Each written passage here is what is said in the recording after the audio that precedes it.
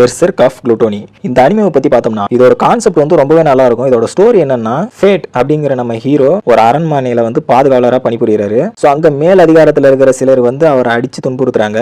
அப்ப அங்க இருக்கிற ஒரு இளவரசி வந்து நம்ம ஹீரோவை காப்பாத்துறாங்க. சோ அதுக்கப்புறமா தான் ஸ்ட்ராங் ஆகணும்னு சொல்லிட்டு நம்ம ஹீரோ நினைக்கிறாரு. அதனால அவர் வந்து மார்க்கெட்ல போயிட்டு தான் சண்டை போடுறதுக்காக தாங்கிட்ட இருக்கிற காசை வச்சு சீப்பா ஏதாவது ஒரு வாள் வாங்கலாம்னு சொல்லிட்டு போறாரு. ஸோ அந்த மாதிரி அவர் ஒரு கடைக்கு போய் வாள் வாங்கலாம்னு சொல்லிட்டு இருக்கும்போது அந்த இடத்துல அவர் எல்லா வாளையும் சூஸ் பண்ணலாம்னு சொல்லிட்டு பார்த்துட்டு இருக்கும்போது அவர் எதிர்பாராத விதமா எடுக்கிற ஒரு வாள் அவர்கிட்ட பேச ஆரம்பிச்சிடுது.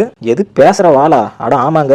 ஸோ அதுக்கப்புறமா வந்து நம்ம ஹீரோக்கு வந்து குளுட்டோனி அப்படிங்கிற ஒரு சக்தி கிடைச்சிருது. ஸோ அந்த சக்திக்கு பசி எடுத்துக்கிட்டே இருக்கும். அந்த சக்தியை பொறுத்த வரைக்கும் ஹீரோ எந்த அளவுக்கு டீமன்ஸ் அடிச்சு கொள்றாரோ அந்த அளவுக்கு அந்த சக்தி வந்து கட்டுப்பாட்டுல இருக்கும். ஹீரோ எந்த ஒரு டீமனையும் அடிச்சு கொள்ளலனா அவரோட குளுட்டோனி சக்தி வந்து அவரை கட்டுப்பாட்டுல எடுத்துக்கும். நம்ம ஹீரோட கண்ணு ரெட்டா மாதிரி ஒரு வில்லத்தனமா மாறிடுவாரு. சோ இதுவே வந்து அவருக்கு ஒரு பிளஸ்ஸாவும் மைனஸாவும் ஆயிடும். சோ ஹீரோ இந்த நிலைமையில இருக்கும்போது நம்ம இளவரசிக்கு